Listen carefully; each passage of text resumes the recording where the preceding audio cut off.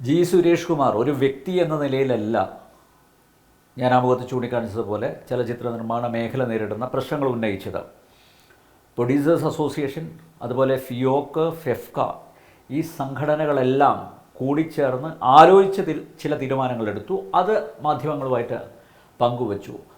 താങ്കൾ മാധ്യമപ്രവർത്തകരോട് തുറന്നു പറഞ്ഞ കാര്യങ്ങൾ അത് തെറ്റായ രീതിയിൽ വ്യാഖ്യാനിക്കപ്പെട്ടിട്ടുണ്ടോ?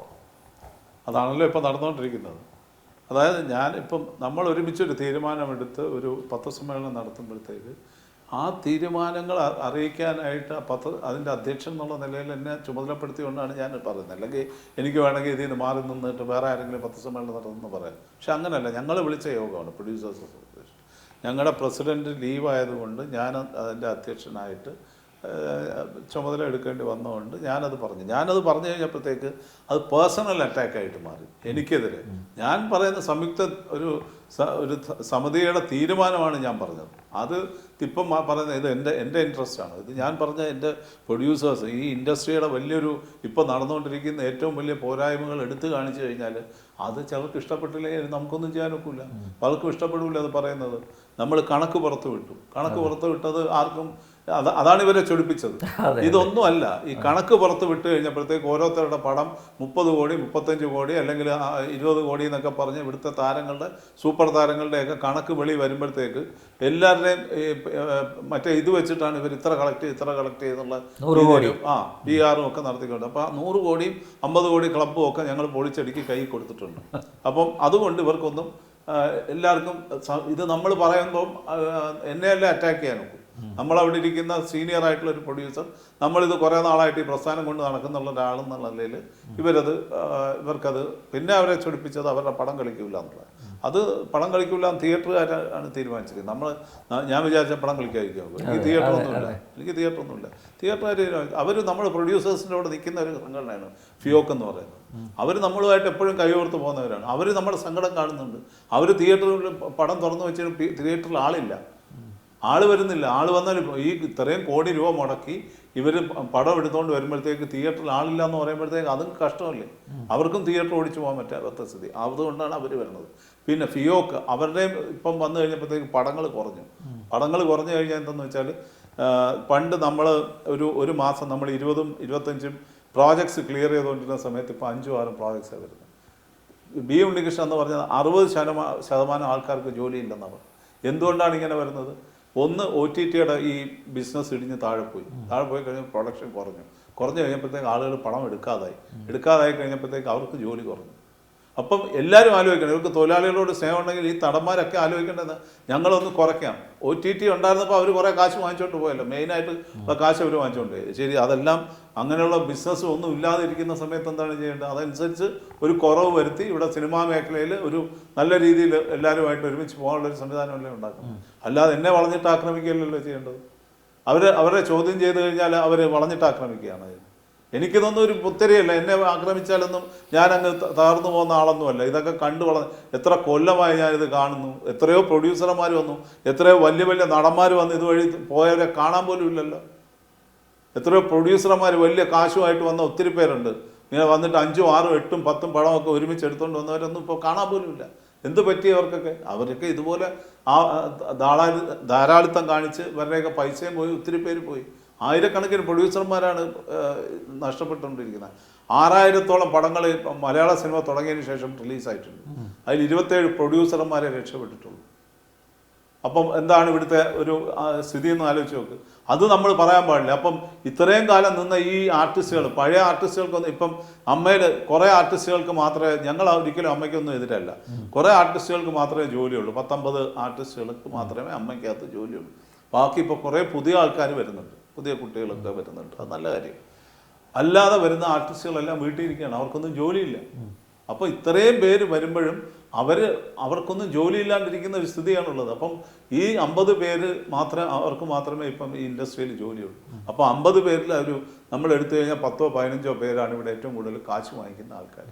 അവരുടെ പടങ്ങളിലെങ്കിലും അവർ കുറയ്ക്കണം. അപ്പോൾ അവർ പറയുന്നത് നിങ്ങൾ ഞങ്ങൾക്ക് ആ പൈസ മൂലമാവുന്നെങ്കിൽ നിങ്ങൾ നമ്മളെ വെച്ച് പടം എടുക്കണ്ട. ആ പടം എടുക്കണ്ട എന്ന് പറയാനായിട്ട് അവരെ ഇവിടെ എത്തിച്ചതാരാണ്? ഒരു പ്രൊഡ്യൂസർ ഇല്ലാതെ പറ്റും അത് പറയാനൊക്കെ. ഏതെങ്കിലും 1, 2, 3, 5 പ്രൊഡ്യൂസറുടെ തോളിൽ കയറിയാണ് ഇവരൊക്കെ ഈ സൂപ്പർ സ്റ്റാർഡമിൽ എത്തിയത്. എല്ലാവരും, ഞാൻ പറയുന്ന മമ്മൂട്ടി, മോഹൻലാലും എല്ലാം അങ്ങനെ എത്തിയത്. എല്ലാവരും സുപ്രഭാതത്തിൽ വീട്ടിൽ നിന്ന് കാശ് കൊണ്ടുവന്ന് ആരെങ്കിലും സിനിമ എടുത്ത് നടന്മാരായവർ ആരെങ്കിലും ഉണ്ടോ? ഏതെങ്കിലും ആ ഒരു കമ്മിറ്റ്മെന്റ് വേണമെന്നാണ് ഞങ്ങൾ പറയുന്നത്. അങ്ങനെ ഒരു കമ്മിറ്റ്മെന്റ് എങ്കിലും ഇവർക്കൊക്കെ ഉണ്ടാവണം. അതില്ല. അപ്പം ഈ നിർമ്മാതാക്കൾ ചോദിക്കുന്നത് താരങ്ങൾ സിനിമ നിർമ്മിക്കാൻ പാടില്ല എന്ന് പറയാൻ സുരേഷ് കുമാർ ആരാണെന്നുള്ളതാണ് ചോദ്യം. ഞാനല്ലല്ലോ പറയുന്നത് താരങ്ങൾ നിർമ്മിക്കാൻ പാടില്ല എന്നല്ലല്ലോ പറഞ്ഞത്. താരങ്ങൾ നിർമ്മിച്ചോട്ടെ. ഒരു വർഷത്തിൽ എല്ലാ പടവും അവർ തന്നെ നിർമ്മിക്കുക.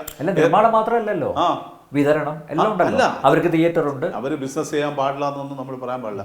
പക്ഷേ ഈ പ്രത്യേക സാഹചര്യത്തിൽ എന്തുകൊണ്ടാണ് ഇവിടെ എല്ലാവരും കൂടെ ഇത് നിർത്തിവെക്കണം തീരുമാനിച്ചത്?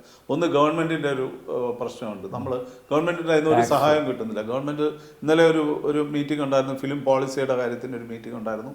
അവിടെ നമ്മൾ പറഞ്ഞു ഫിലിം പോളിസി റെഗുലേഷനും ഒക്കെ കൊണ്ടുവരിക എന്ന് പറയുന്നതൊക്കെ നല്ല കാര്യം. റെഗുലേഷൻ ഞങ്ങളെ റെഗുലേറ്റ് ചെയ്യാനുള്ള ഒരു പരിപാടിയാണെങ്കിൽ നമ്മളത് നടക്കില്ല എന്ന് അവിടെ തന്നെ പറഞ്ഞു. അപ്പം ഈ പോളിസിയൊക്കെ നല്ലതാണ്. പക്ഷേ എവിടെ നമുക്ക് എന്ത് കിട്ടുന്നില്ല? ഗവൺമെന്റിൽ നിന്ന് എന്ത് ആനുകൂല്യമാണ് കിട്ടുന്നത്? 5 പൈസയുടെ ആനുകൂല്യം ഗവൺമെന്റിൽ നിന്ന് കിട്ടുന്നില്ല. അപ്പോൾ ഗവൺമെന്റ് നമ്മളെ ഉള്ളതും കൂടെ ടാക്സ് ചെയ്തുകൊണ്ടിരിക്കുകയാണ്. GST ഉണ്ട്, അതിൻ്റെ പുറത്ത് നമ്മുടെ എൻ്റർടൈൻമെൻറ്റ് ടാക്സ്, ആ എൻ്റർടൈൻമെൻറ്റ് ടാക്സിൻ്റെ പുറത്തും GST ഉണ്ട്. അങ്ങനെയാണ് ഈ 30% ടാക്സ് വരുന്നത്.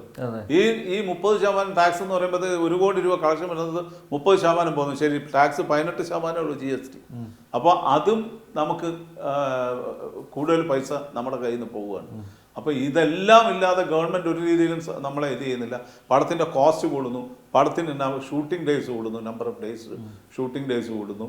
പിന്നെ എല്ലാ കാര്യത്തിലും എക്സ്ട്രാ ചിലവുകൾ, പല രീതിയിലുള്ള ചിലവുകൾ. കാരവൻ 1, 2, 3 ഒന്നും പോരല്ലോ. കാരവൻ ഇടാനായിട്ട് ഇപ്പോൾ ബസ് സ്റ്റാൻഡ് പോലൊരു സ്ഥലം വേണം, എന്നാലേ കാരവൻ ഇടാൻ. പക്ഷേ കാരവനൊക്കെ ആവശ്യമുള്ള സംഭവം തന്നെയാണ്. ഞാനൊക്കെ ആദ്യം കാരവനെ എതിർത്തിരുന്നെങ്കിലും കാരവനൊക്കെ ഇപ്പോഴത്തെ ഒരു സാഹചര്യത്തിൽ ഈ മൊബൈൽ ഫോണൊക്കെ കൊണ്ട് നടക്കുമ്പോൾ ക്യാമറ വെച്ച് അവരിങ്ങോട്ടും ഇങ്ങോട്ടും പോകുമ്പോൾ ഇവരൊക്കെ ഇതെടുത്തുകൊണ്ടിരിക്കും. അവർക്ക് ഒരു പ്രൈവസി, അതൊന്നും ഇതിൻ്റെ അകത്തൊരു വിഷയമല്ല കാരവൻ്റെ കാര്യമൊന്നും. പക്ഷേ ഇവർ ഒരു കാര്യം മനസ്സിലാക്കണം, ഒരു പ്രൊഡ്യൂസർ പടം എടുക്കുമ്പോൾ അത് മോശമായി കഴിയുമ്പോഴത്തേക്ക് അല്ലെങ്കിൽ പടം തകർന്നു പോയാൽ അതിനെന്തെങ്കിലും ഒരു മാർഗം വേണ്ടേ?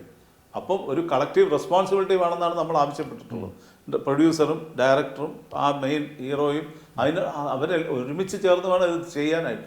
അപ്പോൾ കളക്റ്റീവ് റെസ്പോൺസിബിലിറ്റി വരുമ്പോൾ ശരി, അയാൾ ചോദിക്കുന്നു പ്രോഫിറ്റിൻ്റെ അംശം തരുമെന്ന്. ശരി, ഞങ്ങൾ പ്രോഫിറ്റ് കൊടുക്കാം, നഷ്ടം വരുമ്പോൾ കുറയ്ക്കണം, അതും കൂടെ ചെയ്യണം. അങ്ങനെ ഒരു സംഭവം കൂടെ വെക്ക്. എല്ലാം പ്രോഫിറ്റ് മാത്രം നമുക്കെന്ന് പറഞ്ഞാൽ ഒരു ശമ്പളവും വാങ്ങിക്കും, പ്രോഫിറ്റും കിട്ടുന്നത് ശരിയല്ല. അപ്പം ഈ നഷ്ടം വരുമ്പോൾ അതുപോലെ കുറയ്ക്കണം.